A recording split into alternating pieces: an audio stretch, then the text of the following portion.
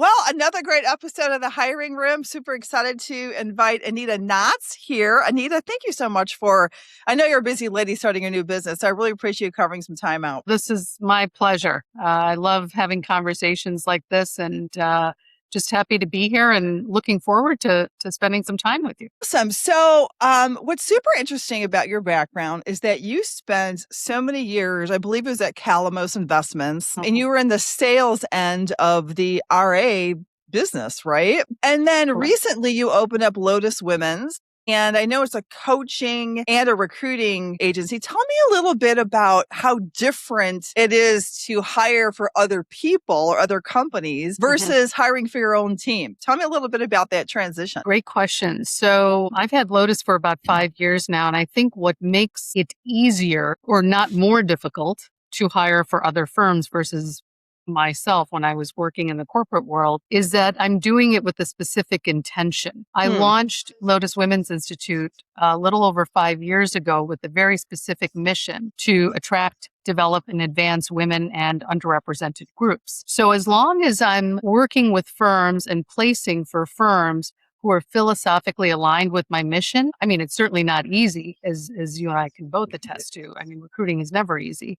No. But there's not a huge difference because I'm still doing it with the same authenticity and intention as I did back when I was in the corporate world.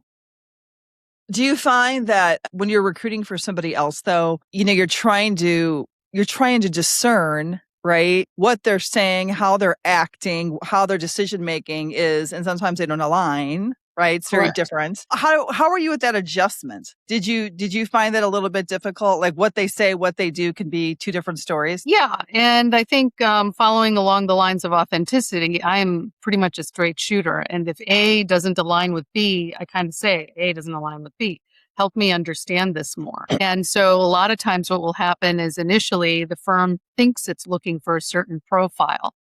And as we go down the rabbit hole and kind of peel the layers of the onion back and we're sending candidates over and, this client doesn't or this candidate doesn't work and that candidate doesn't work. But hey, here's what you told me on the front end. That's who we're presenting to you. Why doesn't this work? So then we come full circle and it's like, that's actually not the person they were looking for at all. It's instead this person. And so that part actually has taken me a little bit more time to get used to.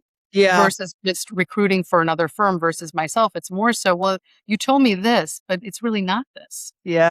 Yeah. Right? So that's a bit of a learning curve for me. Yeah. And you also have to build that story on behalf of the client to sell or to get a candidate excited about the opportunity, which is different when you're kind of selling yourself, right? That's right.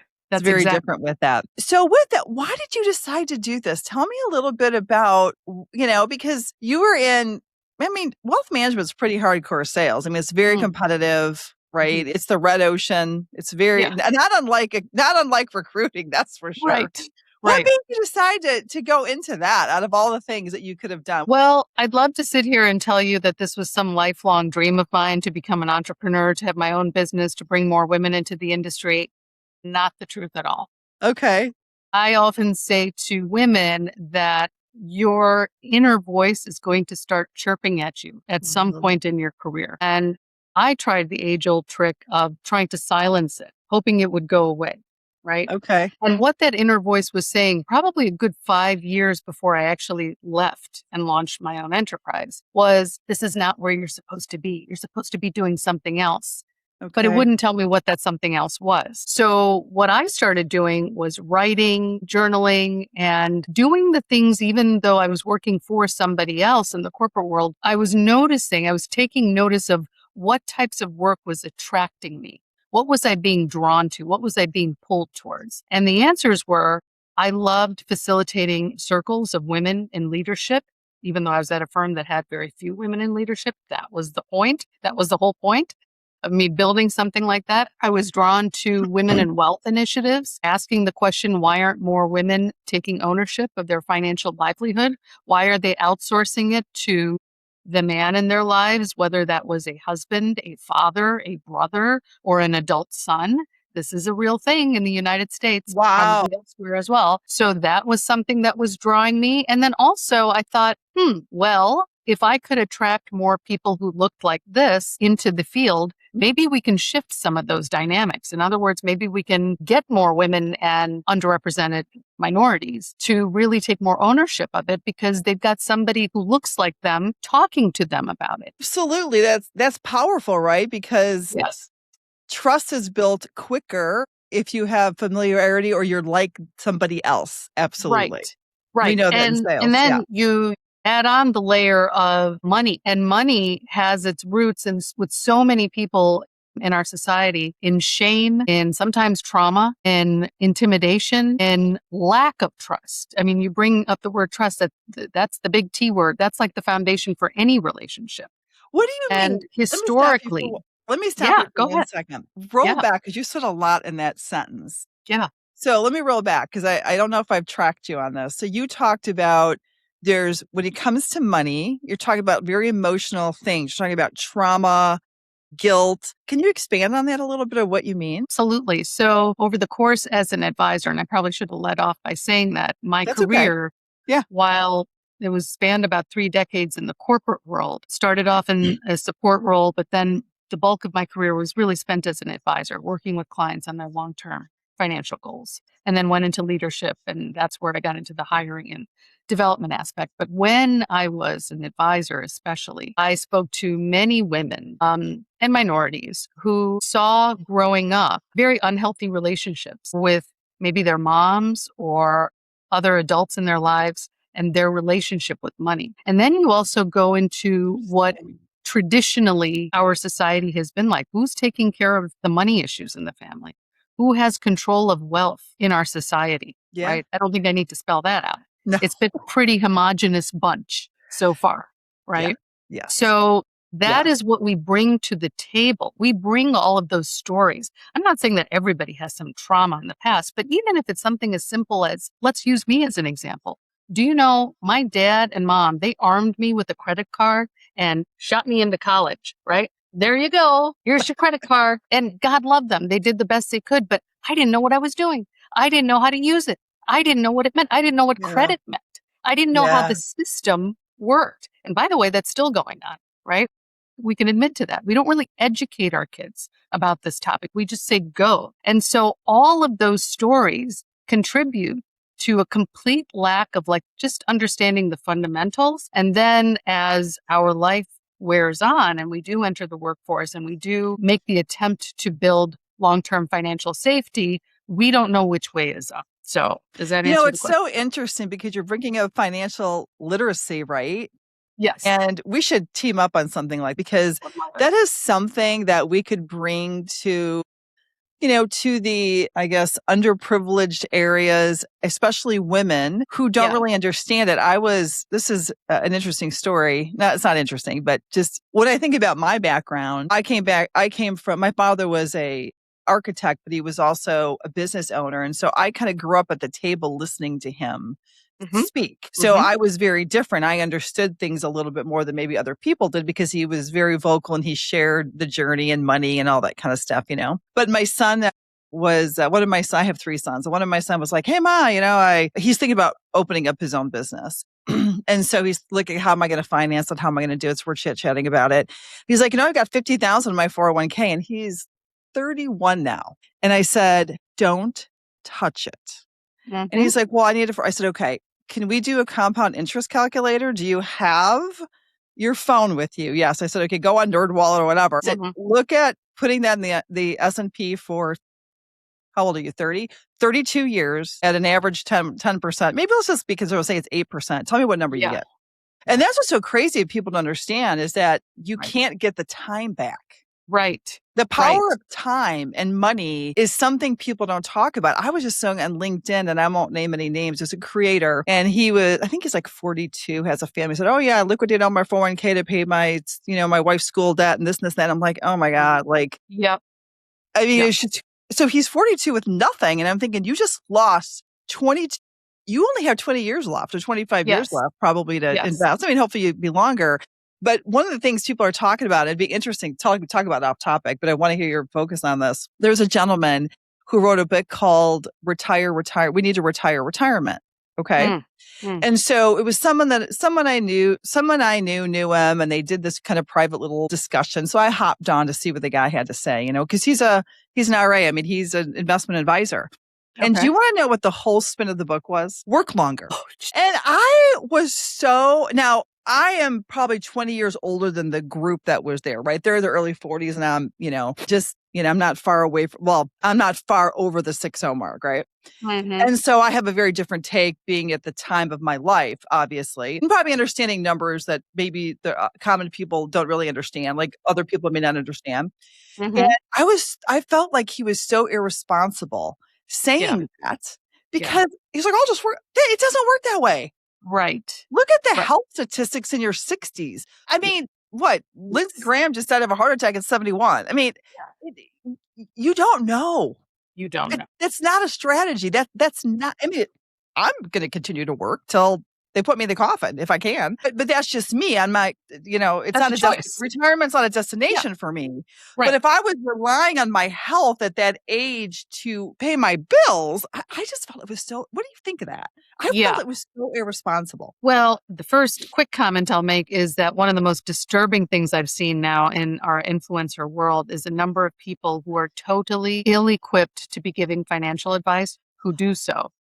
And I don't mean just like the younger people. I know people love to blame the next generation. It's not just them. It's across the board from an age demographic perspective. It's everybody.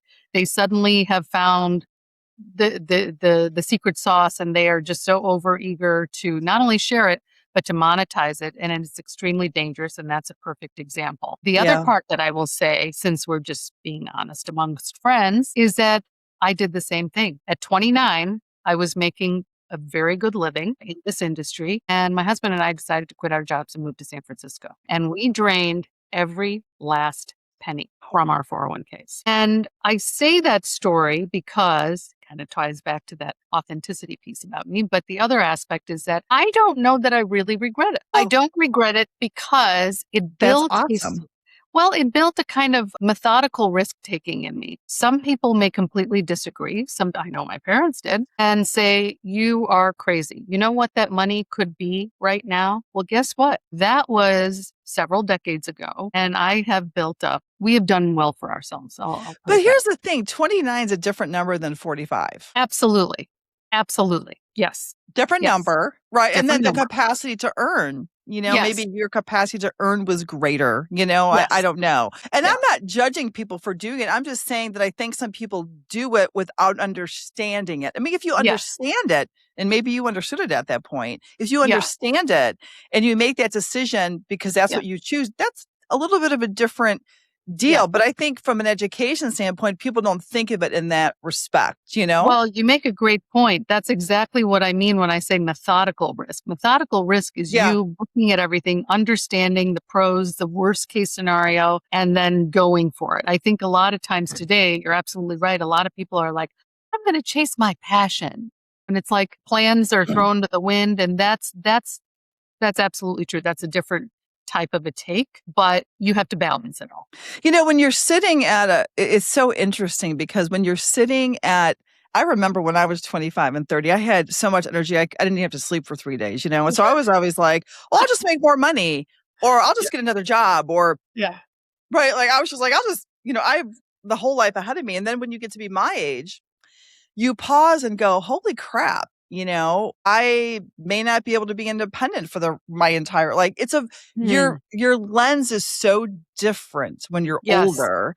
Yes. And now I'm so grateful that we did what we did financially, that we were conservative in some things, because it makes me feel so much secure. I mean, and trust me, how much is enough? I mean, I feel like I don't have enough, and we're not going to talk Right. numbers. But Right. I think, it was so funny. I was talking to a friend who did a business exit, and I don't know what he had, but I mean, you're talking millions. And he was just like, I'm like, why are you working? He's like, how much is enough? Like, you never feel really secure, unless you're getting into 10, 15, $20 million ranges and things like that. Yeah. But it's just a very different, you feel very insecure when you're older, because you Yeah. can't just say, I'm just going to go work 60 hours a week. And you're not as marketable, obviously, to just jump in and get a job, so to speak. So Right. It's just really interesting. So kind of back to that financial literacy. I Yeah. love that you're doing that because you're right. It's a big problem. Well, and then tying back to the financial literacy, I knew when I launched Lotus Women's Institute through some very dear and close friends of mine asking me, hey, what do you want to do now that you're out? The most obvious answer was to go launch my own investment firm. But when we really dug into it, that's not at all what I wanted to do. And thank Mm. God they asked me to double check myself. Like, why are you leaving one thing to go do exactly the same thing? Is that really what you want to do? And I swear, I tell every woman now, those are the friends you need. The friends who say, let's pause and really sit with this for a bit because you're making a big decision to a very stable environment and you're going to go do this. Why? And what is it that you want to accomplish?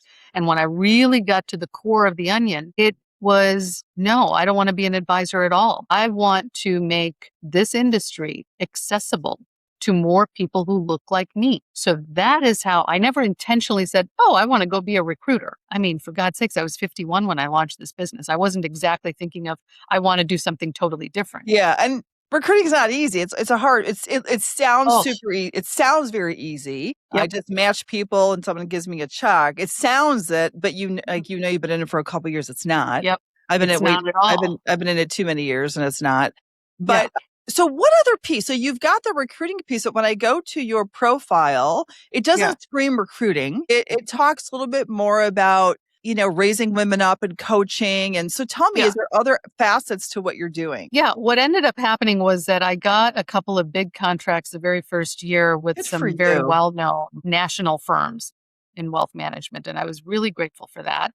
But I was pretty mission-based. I knew I wasn't doing this to be a transactional recruiter. Oh, place this person, collect my fee, and walk on. The money was great, don't get me wrong, but the other aspect of it was then hearing from some candidates that, okay, well, it's great. I came into this industry, you got me this job, and it's a nice paycheck. Don't get me wrong, Anita, but I'm kind of sitting here in a corner. No one's really talking to me about what the career progression looks like. So Yeah. I circled back with a couple of those firms and I said, look, you just paid me pretty well to place this person with you, and she may leave, and I'm not going to give you your money back because it's not Right. going to be my fault if she leaves. It's on you. Exactly. Yeah. So that translated more into, gee, maybe I should, you know, offer some sort of a, not onboarding necessarily, because that's on them, but like a professional development program, because some of these women are brand new to the industry, right? Got it. And Okay. So these, you're and keep giving in them mind, you're giving them that's raw talents. Okay. that's right. And Yeah. so you think about it, this was 2021. We were coming out of the pandemic.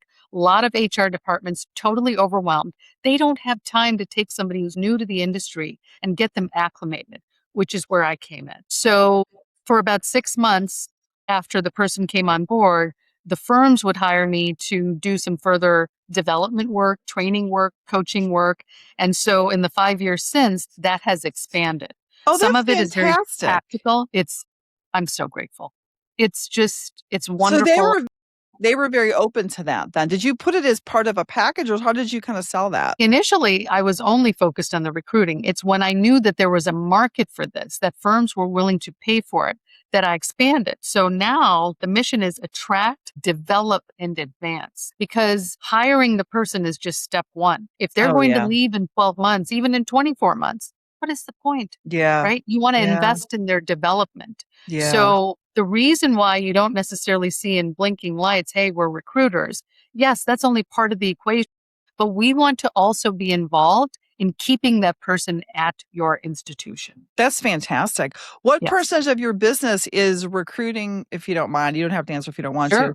Recruiting versus sort of the, corporate coaching for the businesses. Yeah. Recruiting still represents the bulk. Mhm. 5 to 80%. If Yeah. I'm just looking at revenue, right? If I'm just looking at revenue, the Right. bulk of the revenue is still Right. because it's just a high dollar ticket, right? There's just no other way Yeah, around it. I mean, the training is it's fun to do. It's just, you're not getting as much money for the time you put into it. That's right. It's the ROI of your You got time. it. You got Yeah, but that's not what you're not here just to make the money. You're here to do other things and to correct. elevate women. So, yeah, so if Correct. you place the woman into the group or a minority sector of the society, Yeah. your mission's not accomplished if they don't stay and succeed. Exactly.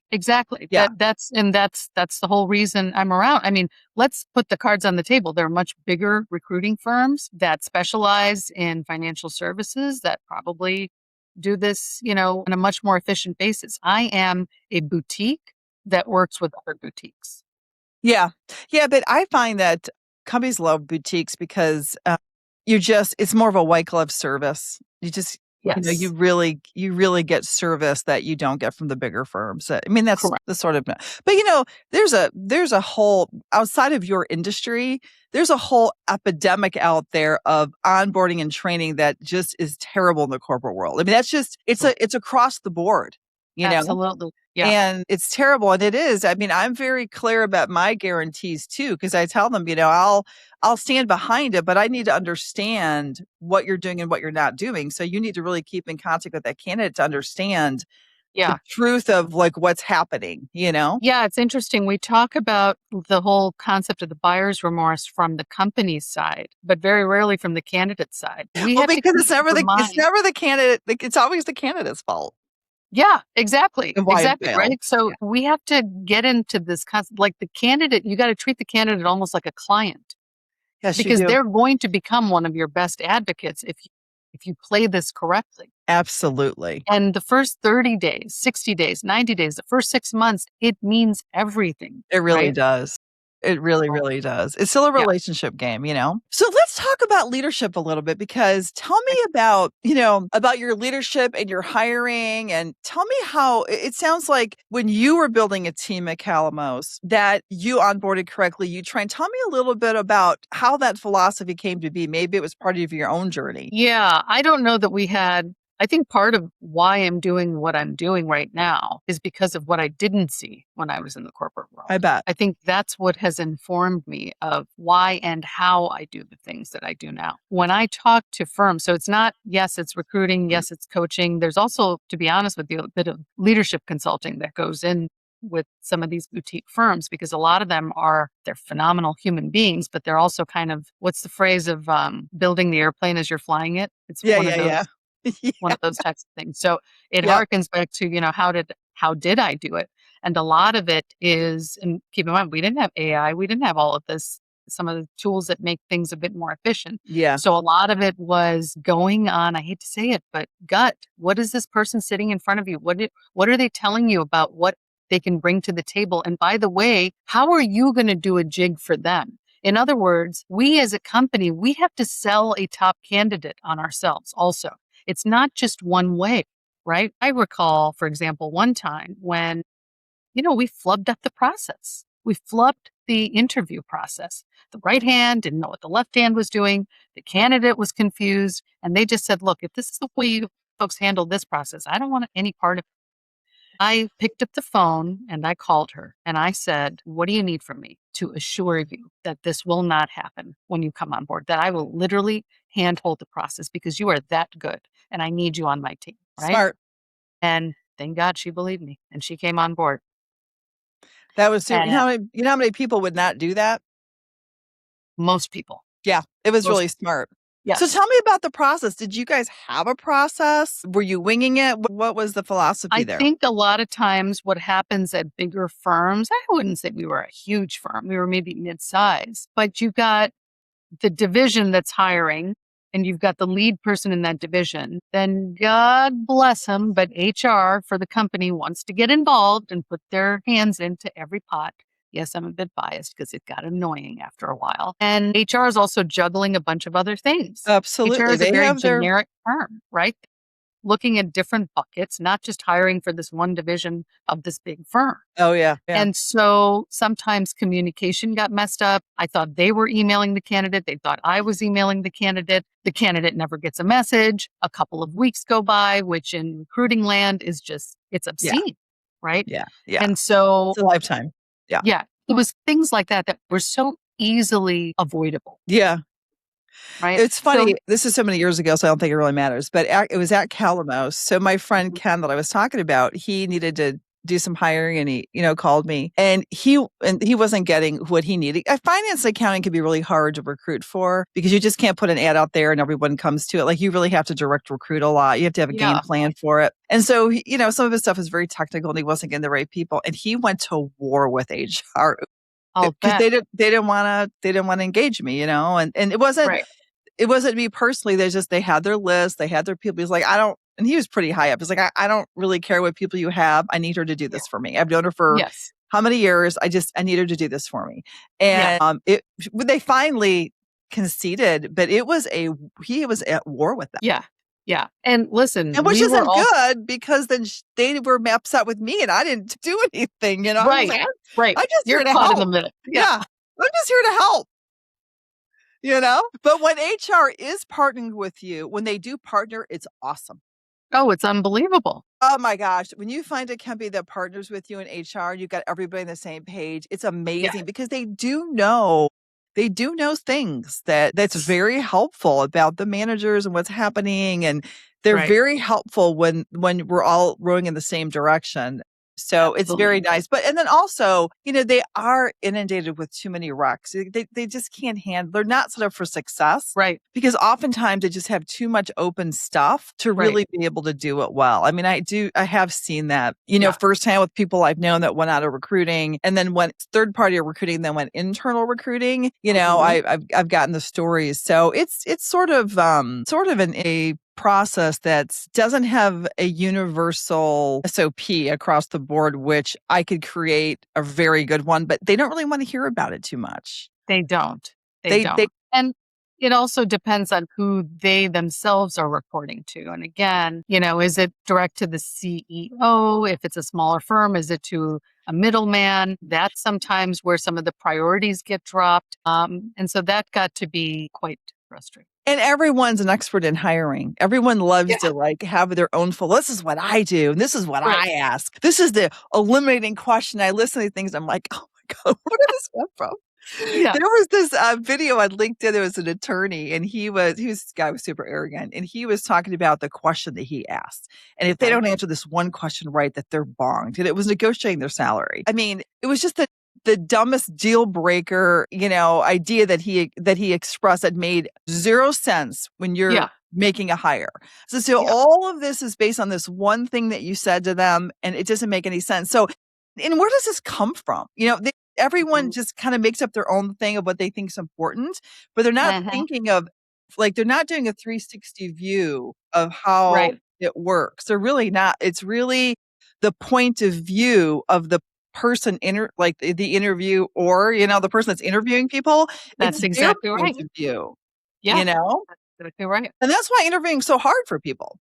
Yeah. Because it's a blind date. You have no idea what's going to happen when you walk in that room. It's not only a blind date, but it's on their territory, in their home.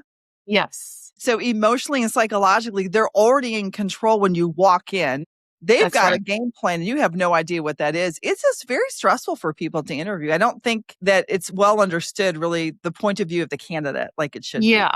Yeah, no, absolutely. And it's one of the things that we do now with candidates is definitely prep them for the personality that they're about to with. Yes. It just, So kind of know I'm a little bit off on a tangent here, but you talked about so when you onboarded someone, tell me a little bit about what you did when you were running a team. Tell me what your process was. Yeah. When the person was coming on board, prior to them even coming into the office on day one, there would be sort of a schedule. And speaking of HR, we would work with HR. There was some HR stuff that needed to be done those first few weeks. And we would build out a calendar. We would build out, what does their day-to-day look like? What are the platforms that they are going to need to be experienced in using?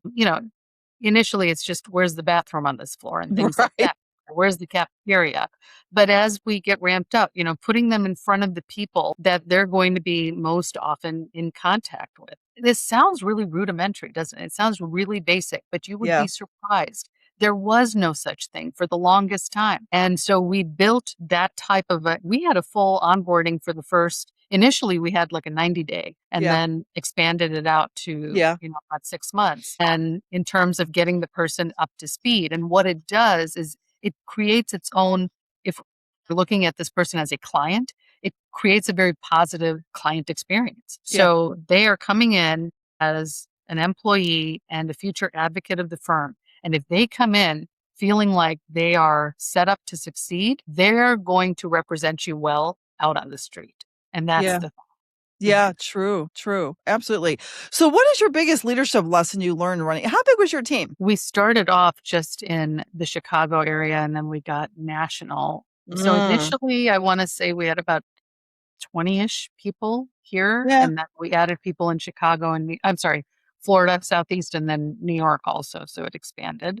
Yeah. In that team, we had an investment team, we had the advisor team, we had the sales support team that basically supported the advisors, we had a financial planning team, we had an estate planning team. So different kind of buckets Right. that comprise the wealth management division. Got it. So that's a lot. That's a lot of people to stay on top of for. It's a lot of people and a lot of people with competing priorities. Everybody, definitely wanting to make sure that the business succeeded, but we needed leadership to make sure that everyone was rowing in the same direction. And that is often where those are the people challenges, right?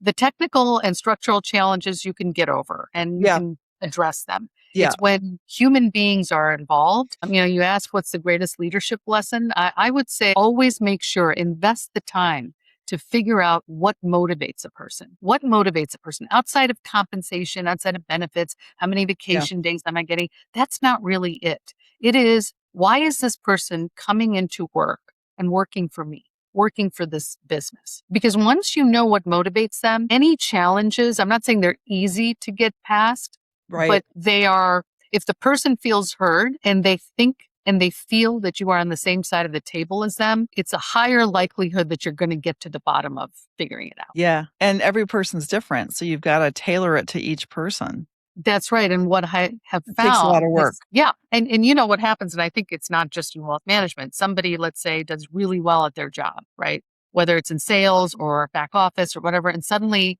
they're promoted to a leadership role. Yeah. No one prepares them. Yes. And no one prepares them for that. And by the way, no one's ever asked them, do you want a leadership role? The number of people I speak to now when I'm recruiting, and I say, what is it that you want to see in your future? Oh, I'm happy just being an advisor. Anita, I don't want any direct reports. I don't want to manage people. That would drive me crazy. Just let me do my job and leave me be. And I will do really well for you. Right. So step one, ask the person if they want a leadership role. Yeah. Yeah. Well, don't you think that sometimes people are afraid to express that because it's expected if you're very good at what you do to rise up and that was the For route? sure. Maybe I think people are a little fearful of if I say that, Yes. maybe it's going to affect my career here. Yeah. And I could be totally off base in making this statement. I do think, because I posted about this today, a lot of women think that they can't say no to an opportunity that presents itself. They could be coughing up half a lung and needing to spend the next month in the hospital. And they'll say no, and they'll say yes to this promotion because God forbid they may not come back again. I know. I So I know. do think, dare I say, I think it affects one gender more than the other. I will say that. But you're absolutely right. It's like this expectation that you can't just be content with just killing it in the role that you're at. You have to always want for that next thing up. Yeah. Yeah. Everyone thinks that's how you're supposed to be built. Correct. I Correct. I would say it's more prevalent in sales not to have as much pressure to move up. When you're in a non-sales position, I think there's a lot more pressure because I think Yeah. salespeople are okay saying, I'm going to be a contributor. I'm good because a lot of times you make more money Right. Right. in the That's exactly contributor right. role, so at least there's an argument for it. Oh, I love to Yeah. be in management, but you know what? I make a lot more money killing it on my own as a lone Yeah. wolf, and I don't have to worry about anybody else. There's a lot of freedom in Yeah. that. Yeah. You almost need every different kind of puzzle piece to make the puzzle like whole. Yeah. And Yeah, if you've because got if you had everybody, a team of Michael Jordans, you probably wouldn't win a championship. that's right. There's too You many need the egos Scottie involved. Pippins. Yeah, Right. you need people to Right. help. Yeah, Right. absolutely.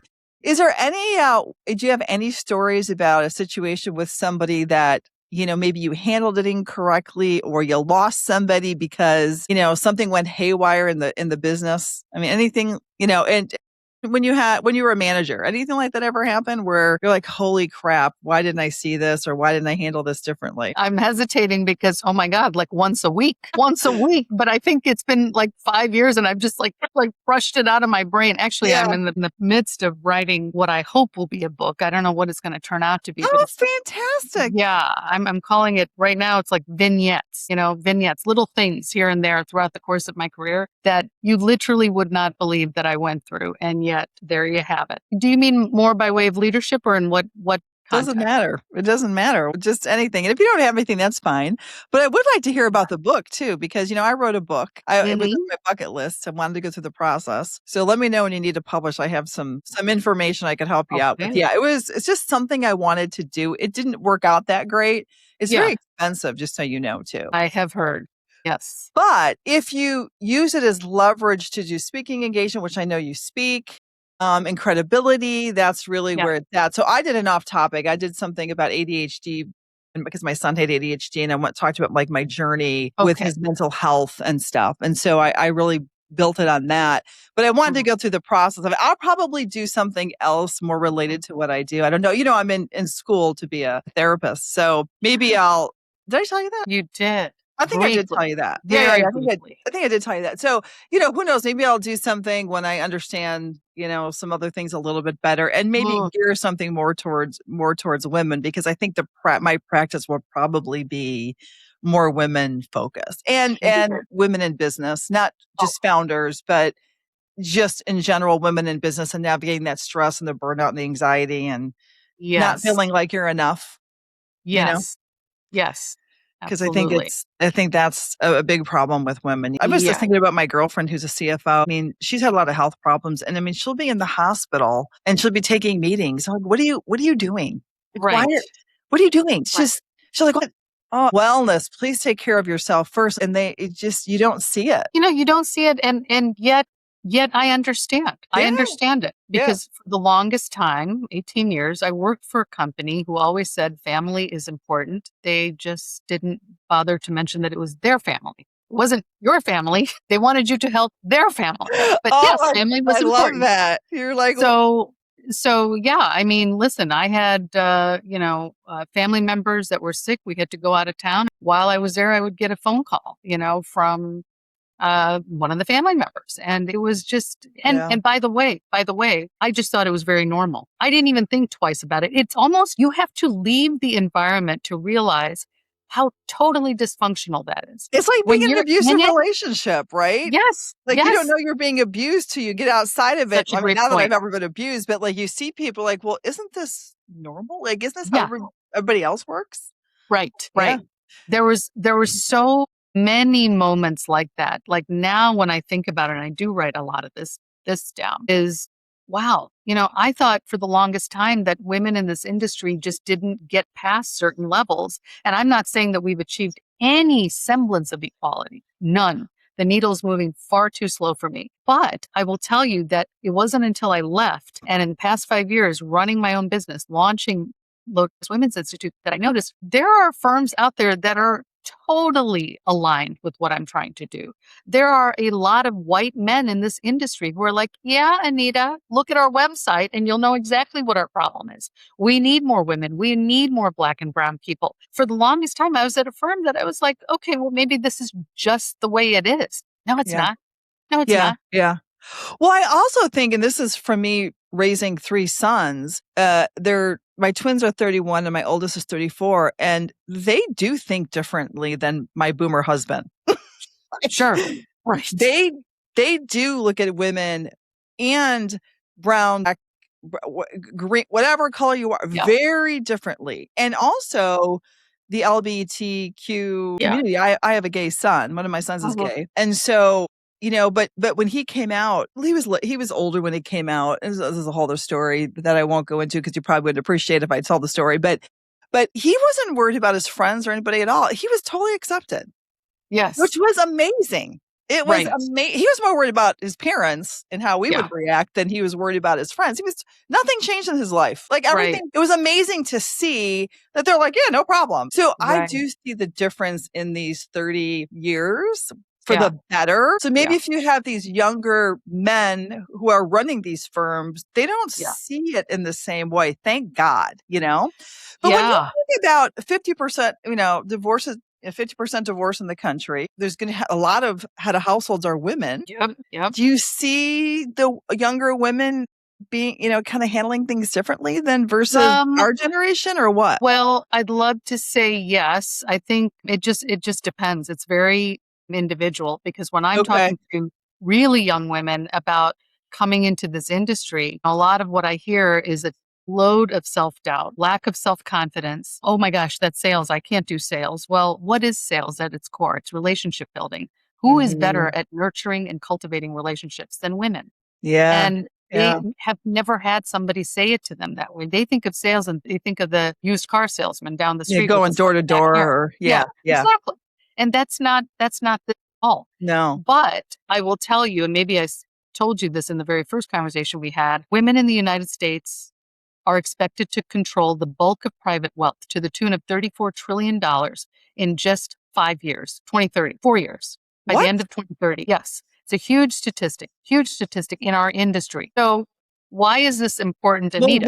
women live longer. Is Women that live part of longer, that? Is that part of but that but stat? but think about what we talked about at the onset of this conversation. Women also are not confident with financial well-being, right? With their own Yeah. taking ownership of it. So suddenly you've got the $34 trillion woman, right? Who is looking across the table at an old white guy trying to help her. Yeah. Where do you think the trust lies there? Yeah. So Yeah. this is Yeah. exactly why I'm doing the work that I'm doing, because she Yeah. is looking for you. She is looking for me to be Yeah. sitting across the table from her. And guess what? Depending on the statistics you're looking at, the reports that you're looking at, we're anywhere between 18 to 25% of the advisor population right now. So Wow. there's a massive opportunity for women and minorities to come into this field. It's a supply and demand issue. Wow. That's amazing. So that's a long-winded way of answering your question. Do I think young women are? No, I don't think they get it. I don't think Yeah. they get the opportunity, not because they're not intelligent, but because there aren't enough of me out there spreading the gospel that, hey, we're over here. You Yeah. don't need to go into marketing and back office, and those are wonderful careers. But guess what? You can actually make a lucrative living doing the thing that you are so obviously good at. It's so interesting because what have you seen in your research of talking about financial literacy in high school? That'd be my first question. And then the second would be, is wealth management being part of a, career track through college, right? I mean, if you go into a finance or econ, doesn't mean you're not necessarily thinking I'm going to be in wealth management all the time, right? So what's the chatter out there with educating women that these are really good options for them? Yeah. Well, let me take the first part of your question. We are, as a country, absolutely abysmal when it comes to financial literacy. We are the wealthiest nation in the world, and we rank 14th when it comes to financial literacy. Pathetic, right? That's So we know how crazy. to make money. We don't know how to manage money. Then, as far as financial literacy for that age group, especially high school kids, I think, and this might be outdated now, I think there's only 17 states that mandate financial literacy classes before you graduate high school. You can check me on that, but that was the last I looked. Still very low, right? It should absolutely be. The moment your child starts earning even an allowance, Yeah. there are ways to train them on the fundamentals of financial literacy. Right. Now, moving on to college, I talk to finance grads all the time who can barely tell me the difference between a stock and a bond. I don't know what the heck they're learning. I have no idea. I remember we used So, to have to do, I remember doing it would take 5 or 6 pages to get to like a bond value through calculations. yeah, By hand, we had to do it. right, And it was right, hard. It was hard to right. figure out. Well, let me not even go there. Not even stock and a bond. They can barely tell me what a budget is. So what are they What is studying? What are they it? studying? They're studying concepts. They're studying theory. And I'm not saying that those things are not important, but the application of this, hey, you're going to graduate in a few months. You're going to be 22 years old. You're going to probably work for a company and they're going to have a 401k. Do you know what that is? Do you know what you do with the 401k? Like, these are the types of things. And I don't even look at just the academic aspect of college. I'm even looking at what the career center, look, these institutions too, they're overwhelmed, and I get it. It is why I'm also trying to partner with a lot of these schools as well to say, hey, I'm happy to help. I'm Yeah. happy to help. I have a 24 and a 21-year-old. I know how they think. I know how they talk, Yeah. right? I know what's important to them. Yeah. And so I think it's absolutely critical that preparation for these kids is not just, focus your career in this industry or that industry, or remember that book? What was it? What color is your parachute? It's Yeah. not just that type of thing. That's Yeah. important, but also the fundamentals of how do you make money and how do you build wealth over the long term? Yeah. Well, there's always been a disconnect between the college, what you learn in college and the college experience, and then the real world. The bridge between the two has always Yeah, been abysmal. It's not very good. They that's don't right. prepare these kids to actually get a job. Right. You know, Right. interviewing strategy is a big one, right? Just there. They don't teach them how to do that. Or maybe the Yeah. people are teaching them that the people are teaching don't really know themselves. Because Yeah. again, as a default, people are experts in hiring, experts can career coach. To your point, Yeah. I go out, like, you see people giving financial advice on LinkedIn. The problem with the digital world is that Mhm. anybody can hang this shingle and do this, be a creator and put information out there and Right. be really good at marketing it themselves. Then you look at their background and you're Right. like, what is your experience with this? I know and I don't want to disparage anybody on the podcast, but I know some very well known names. I'm looking at a specific dude and I'm looking at his background. He's never been an advisor. I don't Isn't know that what his, like zero. And the guy is a gazillionaire. isn't that So crazy? I don't I know who to be know. angrier at, him or the buffoons that are following him. It's like, gosh, Well, it's the same thing on all of these LinkedIn, again, these LinkedIn creators who are selling, optimizing LinkedIn profiles and to get business in. I mean, it's crazy. yeah, There's not a lot to it. And they're no, charging all this money and they're promising all this stuff. And I'm like, it doesn't work that way. Maybe before LinkedIn got, a couple years ago, when you got in and you were really aggressively trying to build a, membership or connections, it was a lot easier then to do it. Things have changed a yes, great deal. yes, And so there's a lot of, as my attorney son would say, grifters out there, people that are just lying about their responsibilities. There's this one career coach, I've mentioned him a couple times, young guy, and is promising career coach. So the candidates are paying him, okay. right? The candidates are paying him, not the client. So come to me, I'm going to help you get your dream job. And Mm, he says his average base salary increase that he gets for people is 40%. Okay. I've been mm, in hiring for 25 years. I rarely see a 25% bump when someone makes a leap. that's right. Rarely see it. So That's right. he's lying. Right.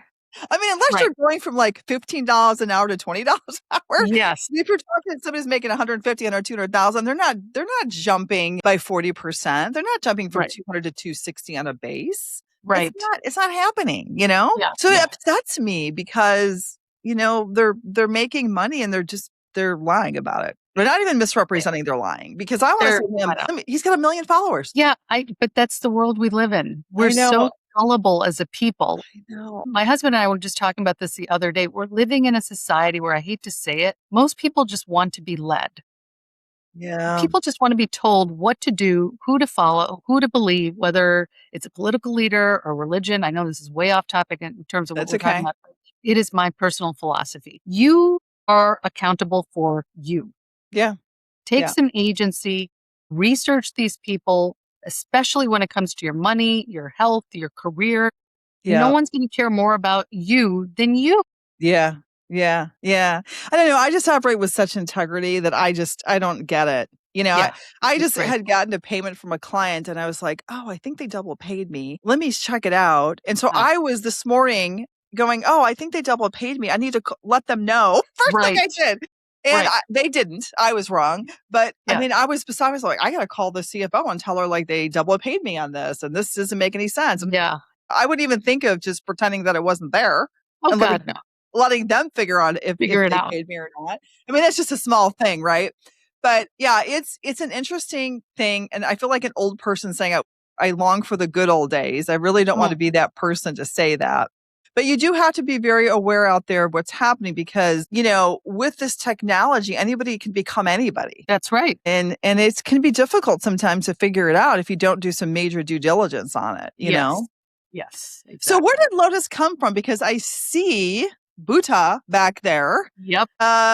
Yeah, and I know what the Lotus is because I'm a Yep. meditator. So where did that come from? So I tell the story. It's funny, but it's for real. When I launched, it was one of the things that I spent the most time on. You would think that the name just comes like that, but I was like, No, no, I've named multiple companies. It's the most difficult thing to do. yes. And so I thought, okay, I want my Indian heritage to come through in the name, I love but I that. also want it to be relatable. I can't just call it Krishna Consulting. Like people don't, and where do I live? I live in the United States of America. So I couldn't very well do that. And I too love to meditate. It is a part of who I am. And lotus happens to be the national flower of India. So that was Mhm. one additional vote for lotus.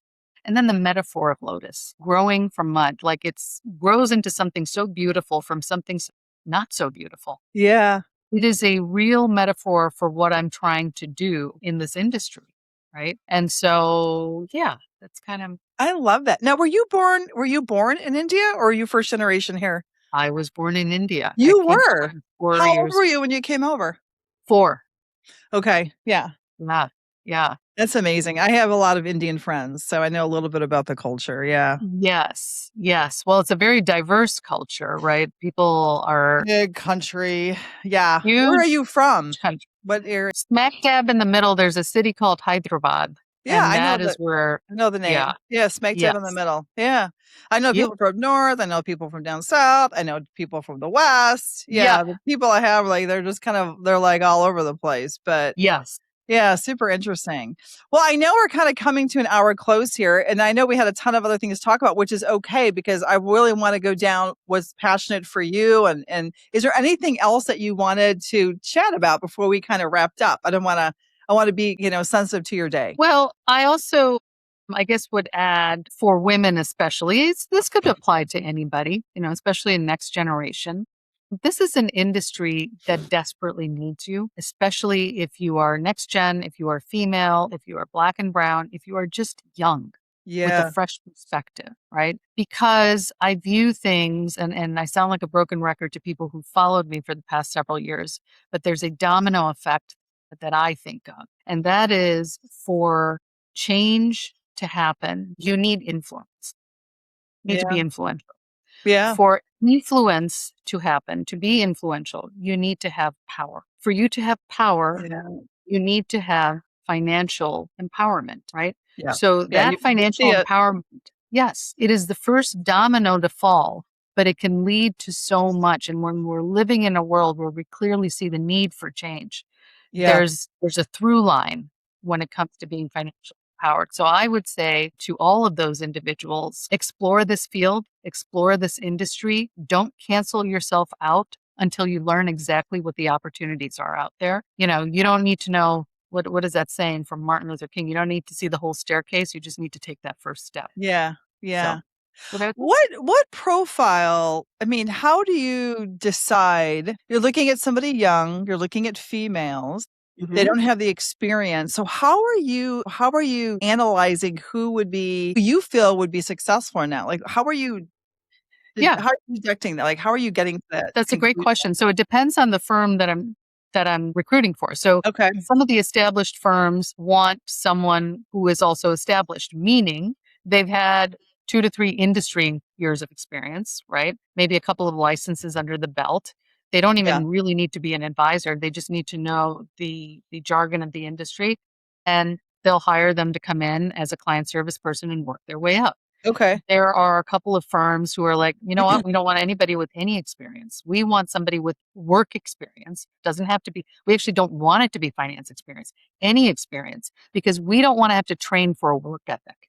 We Yeah. want you You to find can't. someone, no, you can't. Yeah. We want you to find someone who has that built in work ethic, and then we will teach them financial planning, capital markets, all of those things. But that person has to come in with work ethic, but also a genuine curiosity and almost self confidence, yes, but almost like I don't want to say cocky because people get turned off by that word, but it's this Confident. Yeah. confidence that's like not about the confidence that I know everything, but that if I don't know something, I'm going to figure it out. I Yeah. can learn Yeah. that sort of confidence, which not everybody has. Sure. Yeah, I can figure it out. So It just depends on the Definitely. firm. Yeah. Well, I wish you much luck. I'm sure we will be talking. So thank you so much for joining me in the hiring room. Oh, Anita Knotts, if you guys, anyone who listens to this, if you're interested in getting into her world, she's a great connection out there. So I appreciate it. thank you so much. I enjoyed the conversation. Thank you.